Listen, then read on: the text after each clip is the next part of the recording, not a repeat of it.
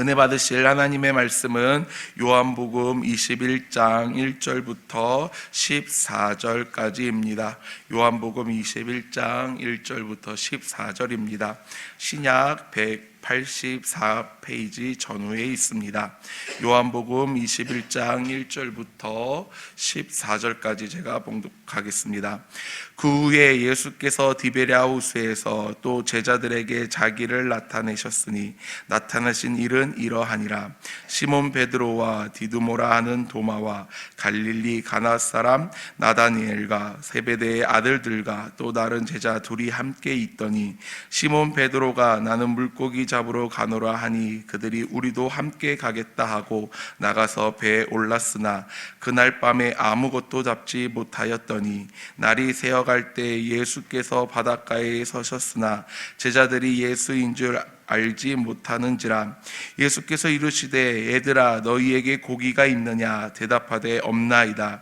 이르시되 그물을 배 오른편에 던지라 그리하면 잡으리라 하시니 이에 던졌더니 물고기가 많아 그물을 들 수 없더라. 예수께서 사랑하시는 그 제자가 베드로에게 이르되 주님이시라 하니 시몬 베드로가 벗고 있다가 주님이라 하는 말을 듣고 겉옷을 두른 후에 바다로 뛰어내리더라. 다른 제자들은 육지에서 거리가 불과 한 50칸쯤 되므로 작은 배를 타고 물고기 든 그물을 끌고 와서 육지에 올라보니 숯불이 있는데 그 위에 생선이 놓였고 떡도 있더라. 예수께서 이르시되 지금 잡은 생선을 좀 가져오라 하시니 시몬 베드로가 올라가서 그물을 육지에 끌고 올리니 가득히 찬 큰 물고기가 153마리라. 이같이 많으나 그물이 찢어지지 아니하였더라. 예수께서 이르시되 와서 조반을 먹으라 하시니 제자들이 주님이신 줄 아는 고로 당신이 누구냐 감히 묻는 자가 없더라. 예수께서 가셔서 떡을 가져다가 그들에게 주시고 생선도 그와 같이 하시니라. 이것은 예수께서 죽은 자 가운데서 살아나신 후에 세 번째로 제자들에게 나타나신 것이라. 아멘. 할렐루야. 우리 아버지 하나님은 사랑이십니다. 그 하나님은 여러분과 저를 사랑하십니다. 또한 그 하나님은 여러분과 저를 위한 놀라운 계획을 갖고 계십니다. 3월 14일 금요일 새벽 기도를 통해서 다시 한번 저와 여러분이 우리 주님의 풍성한 사랑을 체험하시고 또 우리를 향한 놀라운 계획을 발견하게 되시기를 주 예수 그리스도의 이름으로 축복합니다. 저는 봉독한 말씀을 중심으로 특별히 12절 있는 말씀을 가지고 와서 조반을 먹으라 라고 하는 제목으로 여러분과 함께 은혜를 나누기 바랍니다. 저를 따라해 주시기 바랍니다. 와서 조반을 먹으라. 이 말의 의미는 한 번 더 따라해주세요. 회복시켜 주시는 하나님, 회복시켜 주시는 하나님. 많은 경우에 우리가 이제 부모님이나 어른들과 식탁을 대할 때에 여러분 자라면서 칭찬을 받거나 좀 기쁜 일을 기대를 많이 해요? 아니면 혼나거나 책망을 들을 거를 기대합니까? 되게 혼날 거 많이 기대하잖아요. 무슨 말하시려면 밥 먹으라면서 막 뭐라고 하잖아요. 근데 우리 집은 그러는 분이 아니에요. 주님께서 우리를 부르실 때는 책망도 있겠지만 궁극적인 목적은 치유하고 회복시켜 주시기 위한 거예요. 오늘 말씀도 내용이 그런 내용이거든요. 실제로 요한복음을 보면 요한복음 20장에서 끝나도 돼요. 어제 말씀 보았지만 요한복음을 기록한 목적까지 나와 있죠. 31절에 보면은 예수께서 하나님의 아들인지를 믿게 하고 그 다음에 생명을 얻게 하려고 한다. 복음의 목적이 다 나와 있어요. 이 21장은 역사적으로 이제 학계에서 많은 논란이 있었어요. 다른 사람이 더 한 거다, 아니면 요한이 쓴 거다, 한꺼번에 쓰지 않고 나중에 세월이 흐른다면 쓴 거다 하는데 어찌 됐든 간에 분명한 것은 요한이 이 내용을 쓴 내용이고 어찌 보면 이제 어떤 책의 에필로그나 부록이나 결론을 지난 다음에 마지막 후기 같은 그런 내용이 있습니다. 핵심적으로 본다면 베드로의 이야기를 통하면서 치유와 회복을 말씀해 주시는 것 같아요. 우리가 주님을 따른다고 하지만 항상 전적으로 100% 헌신해서 따르지 못하잖아요. 때때로 낙심하기도 하고 실망하기도 하고 상처받기도 하고 시험받기도 할 때, 그럴 때 주님께서 다시 조반으로 불러줘서 이 식탁이나 꼭 물리적인 것만 아니라 영적인 치유 회복을 허락해 주신다고 저는 이렇게 말씀을 믿습니다. 크게 말씀을 보면 이제 주님께서 세 번째로 디베랴 바다에서 제자들 만나시죠. 7명이 거기 가 있었어요. 그리고 그 뒤에 고기 잡는 걸 보면서 고기를 잡지 못하는 그들에게 그물을 오른편에 던지라고 잡으라 한다니까 고기가 몇 마리가 잡혔다고요? 153마리. 어떤 고기? 큰 고기, 작은 고기. 큰 물고기가 153마리가 잡혔다. 이미 이것도 하나의 기적입니다. 그리고 그 잡은 다음에 보니까 벌써 이미 주님께서는 그 호숫가에다가 숯불을 피워 놓으시고 떡과 생선을 준비해 놓으셨어요. 그런데도 불구하고 또 제자들에게 너희가 잡은 고기를 가져와라 하면서 데리고 오는 거야. 야, 너희들 잡은 거 소용없어. 내 게가 아니라 같이 동역하자는 거죠.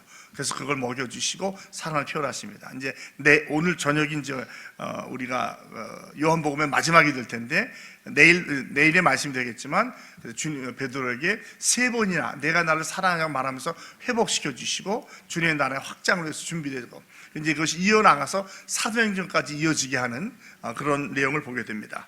1절에 보면 디베랴 호수에서 또 나타나셨다 그래요. 그러니까 이미 처음이 아닌 것을 알 수 있겠죠. 디베랴 호수는 우리가 말하는 갈릴리 호수예요. 근데 이제 호수 바닷가 같이 말했습니다. 유대인들은 물이 많으면 바다라는 말을 썼어요. 이 디베랴 호수는 뭐냐면 갈릴리의 이 동쪽은 이방의 땅 아니에요. 대가볼리가 있는 또 이 서쪽에 주로 이제 예루살렘과 이제 가버나움 그런 곳이 있는데 서쪽에서 남쪽을 이 오를 말하는 디베랴라고 불러요. 많이 북쪽을 게네사렛 또는 긴네렛이라고 불러요. 또 전체는 갈릴리 호수예요. 성지를 가보시면 알겠지만 갈릴리 호수가 해발과 같지 않고 바다면 밑으로 약 200m 낮은 데 있어요. 그래서 물이 그 헐몬산에서 그 눈도구물이 쫙 흘러내려오면서 사해까지 흘러 들어가죠. 사해는 뭐 더 낮은 곳인데 더 물이 빠져나갈 수 없는 곳이기 때문에 글로 가면 아주 소금의 염도가 굉장히 높아져가지고 웬만한 물고기는 살지 못하는 그런 곳이에요.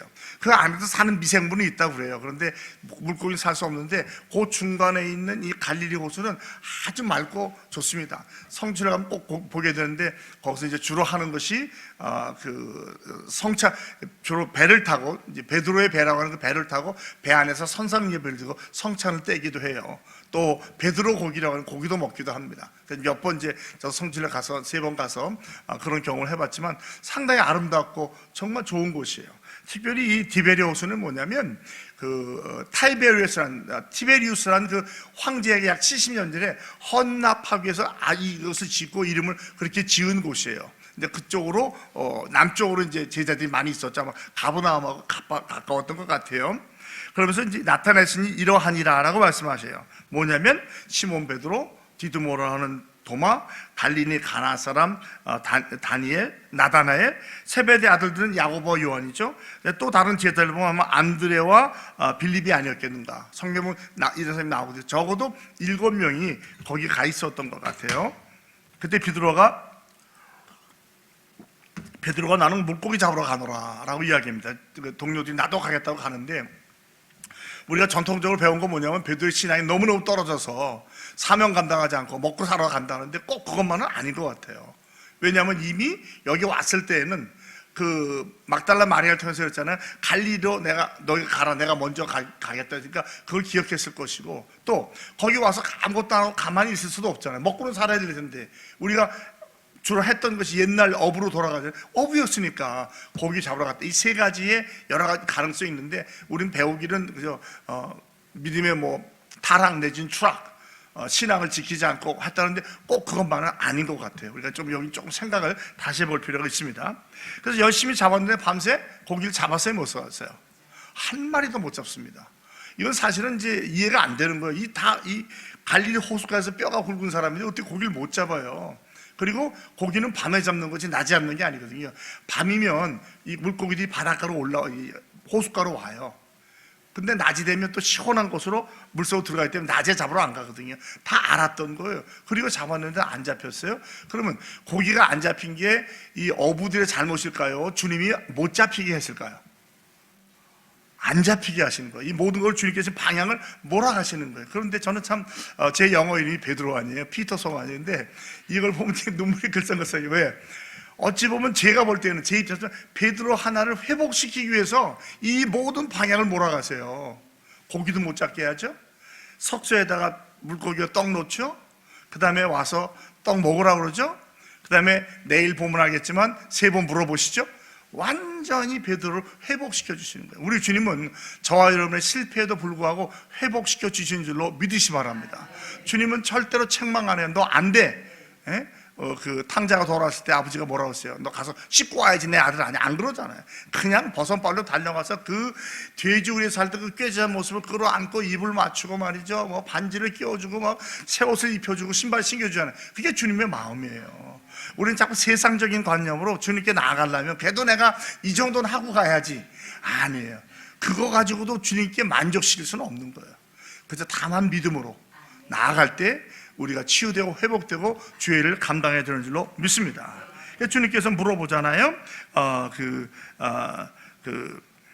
제자들이 못 알아봐요. 그러니까 이제 해가 뜰 때니까 새벽 호숫가니까 안개도 꼈을지도 모르고, 그리고 거리가 보면은 뭐라고 하죠? 50칸을 이제 보면은 약 200규빗이라고 그래요.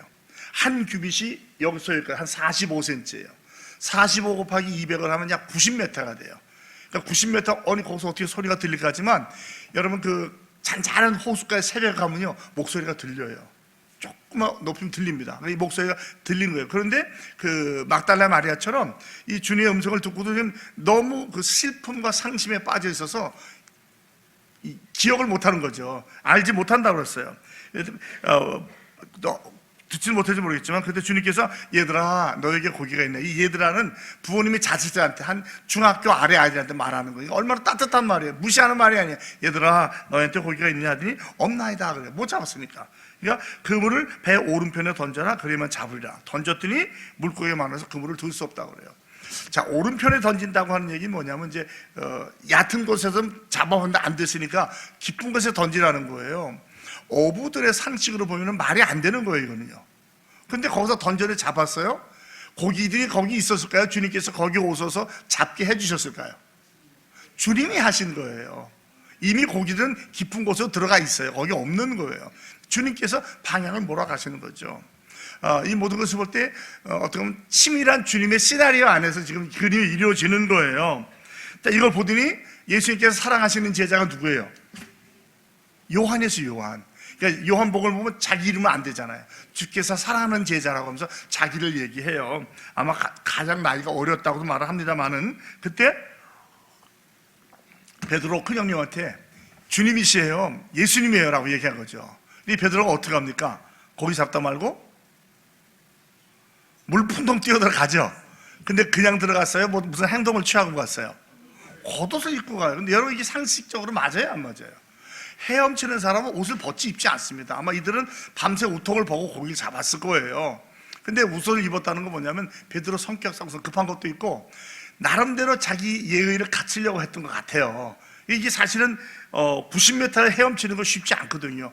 아니 옷을 안 입고 하면 모르지만 겉옷을 입고 뛴다는 게 쉽지 않을 거 아니에요. 그런데도 그렇게 간 거예요. 뭐 여기에 대해서도 뭐 어떤 사람은 뭐 부끄러워서 물로 피했다는데 그게 아니고 주님께로 가기 위해서 간 것 같아요. 적어도 베드로의 마음은 순수했으니까 비록 배신했지만 순수했거든요. 그리고 분명히 그 얘기를 들었잖아요. 네가 오늘 밤에 다 굴기 전에 나를 3번 부인할 거야. 그 주님의 말씀이 과연 책망의 말씀이었을까? 아니면 측은하고 안타까운 말씀이었을까? 저는 후자라고 생각을 해요. 그 이유 중에 하나가 뭐냐면 베드로가 3번 부인했을 때 주님께서 베드로를 보셨어요? 안 보셨어요? 보셨잖아요. 그 눈빛은 결코 정죄의 눈빛이 아니었을 것 같아요. 내가 말했지. 그러나 내가 말한 것처럼 내가 반드시 회복돼서 내 일을 할 거야. 나는 아직도 너를 믿어 라고 말씀하셨으라고 저는 믿습니다. 제가 종종 말하지만 처음에 성지를 갔을 때 베드로가 수익금을 회복했던 오병이어 교회 바로 옆에 주님께서 베드로의 수익금을 회복해 주는 동사가 있는데 저는 거기 가서 얼마나 울었는지 몰라요. 그 전에는 마음으로 주님과 눈을 마주치기가 어려웠어요. 왜냐하면 주의 종의 길을 걷는다고 하면서도 제가 너무 부족하고 실수가 많거든. 여러분 우리가 주님 배반하지 해요 안 해요? 하거든요. 뭐 세상적으로 막 급하면 막 아니라고 하고 거짓말도 하고 화내잖아요. 그러니까 항상 그게 마음에 눌려서 주님이 나를 바라보신다면 나 어떻게 볼까 하고 굉장히 힘들어했었거든요. 근데 거기 가서 순간적인 환상으로 주님이 저를 바라봐 주시는데 절대로 화를 내는 눈이 아니더라는 거죠. 창현아, 나 아직도 믿어. 너 내일 할 거야. 내가 너 불러준 거야. 그러니까 베드로 했던 그 말 같은 말을 제가 들으면서 얼마나 회개를 많이 하고 눈물을 흘렸는지 몰라요. 여러분, 주님이 여러분 바라보실 때 절대로 책망의 눈으로 안 보십니다. 결론은 회복시켜 주시는 거예요. 그러므로 피하지 마시고, 피하지 말라 하는 찬송 있잖아요. 주님께 나오세요. 낭패와 실망 당해서도 주님께 나오면 반드시 복 받을 수 있어요. 저는 그것을 다시 한번 여기서 체험한다고 믿습니다. 그리고 바다로 가봤더니 그 한 90m 그 많은 고기를 같이 끌고 왔어요. 그래서 주님께서 뭐라 그래요? 8절에 숯불이 있는데 그 위에 생선이 놓여 있고 떡도 있더라는 거죠. 요거는 뭐 이제 어찌 보면 우리가 볼 때인데, 떡이라는 건 이제 빵이 되겠죠. 우리는 떡이지만 그거는 빵이었을 때니까.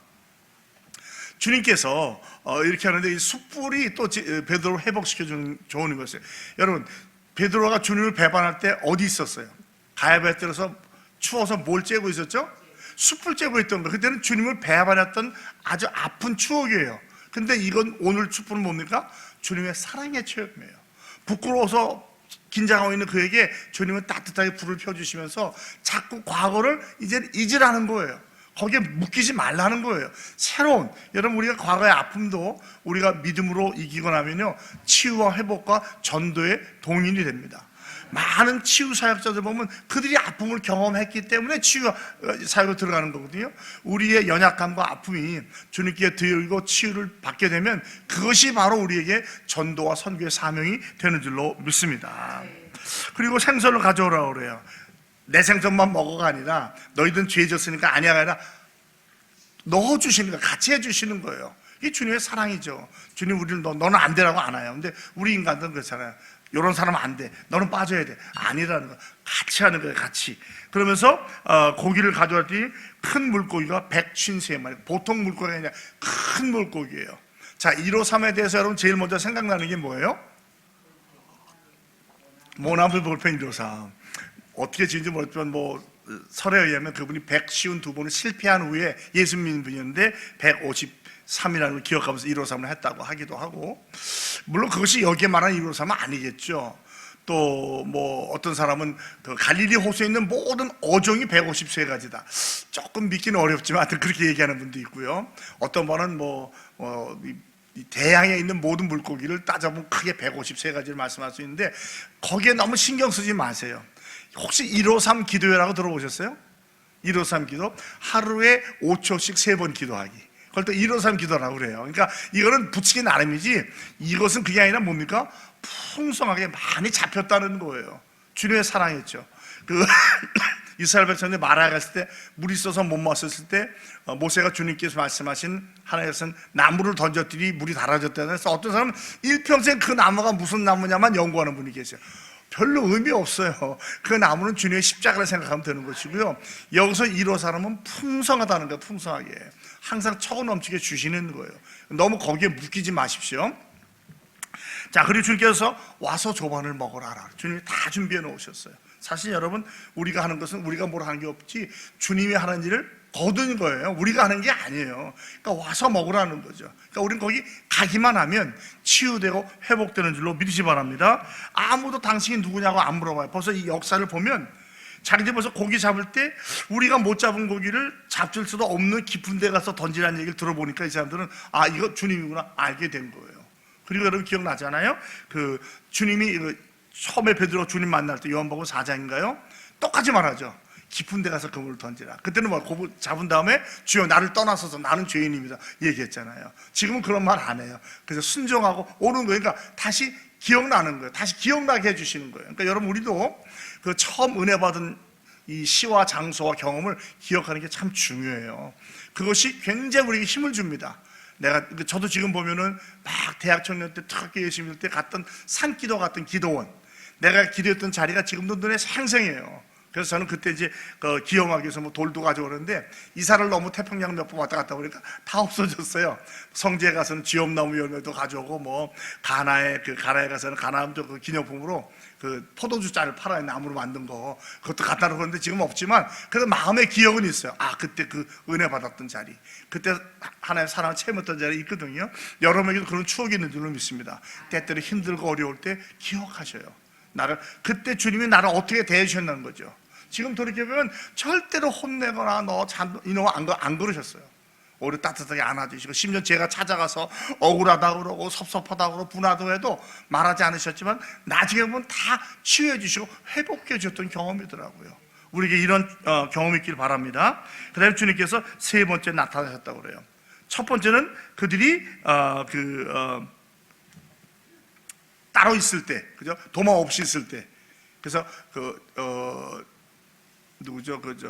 막달라 마리아하고 그들이 나타나잖아요. 그래서 이제 그들에게 성도가 해야 될 일은 땅끝 가서 복음을 전하는 거다. 나한테 붙들어 있지 말라.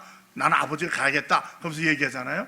두 번째는 제자들에게 나타나죠. 도마에게 나타나서 우리가 정말 참 믿음이 뭐냐, 보고 믿는 게 믿음이 아니라 보지 않고 믿는 믿음이 더 귀한 믿음이라 말씀하시고, 오늘 세 번째로 우리에게 진정한 제자의 길은 무엇이냐, 어떠한 실패와 낙심에도 불구하고 주님께서 부르실 때 따라가는 거예요.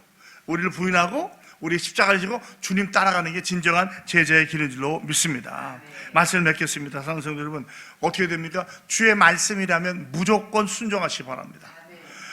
두렵기도 하고 무섭기도 하고 하지만 아니에요. 주님은 그런 분이 사랑의 하나님이에요. 순종하면 반드시 은혜로, 치유로, 회복으로 나아가는 줄로 믿습니다. 그리고 모든 것은 주님의 영광을 위해 하시기 바랍니다. 우리 인간에게, 특별히 교육자들에게 제일 위험한 게 뭐예요? 주님의 영광을 가로채는 거예요. 마치 내가 뭐가 한 일이냐. 아니에요. 하나님이 하신 거, 우린 그저 도구로 쓰임 받았을 뿐이에요. 오직 하나님께 영광을 드리며 살아가시는, 오늘 하루도 우리 삶에 어떤 일을 할지, 어디 가서 누굴 만날지 모르지만 항상 주님을 기억하면서 주님과 동행하면서 주님께 영광을 드리며 살아가시는 저와 여러분이 다 되시기를 주 예수 그리스도의 이름으로 축복합니다. 아버지 하나님, 절망과 낙심과 실패를 경험한 우리도 주님께서 우리 보고 오라 하지 않고 먼저 찾아와 주시고 불러주시고 만나주시니 감사합니다. 때로 그것이 두려워서 그 눈길을 피하기도 했고 돌아가기도 했고 또는 만나길 두려워하기도 했지만, 오늘 말씀을 보면서 주님은 책망하기 위해서, 혼내기 위해서 부르시는 것이 아니라 치유와 회복을 위해서 부르는 줄 알고 주께서 부르실 때는 즉시 응답하게 하시고 십자가 앞으로 나아가게 하여 주셔서 치유와 회복을 경험하게 하시고 주께서 부르신 그 소명과 사명을 위해 최선을 다하는 우리가 되게 해주시옵시고, 행여라도 내가 했다는 착각에 빠지지 않게 하시고 모든 영광은 주님께 돌리면서 주를 위해 살아가는 우리 인천중앙의 모든 성도들이 다 되게 하여 주시옵소서.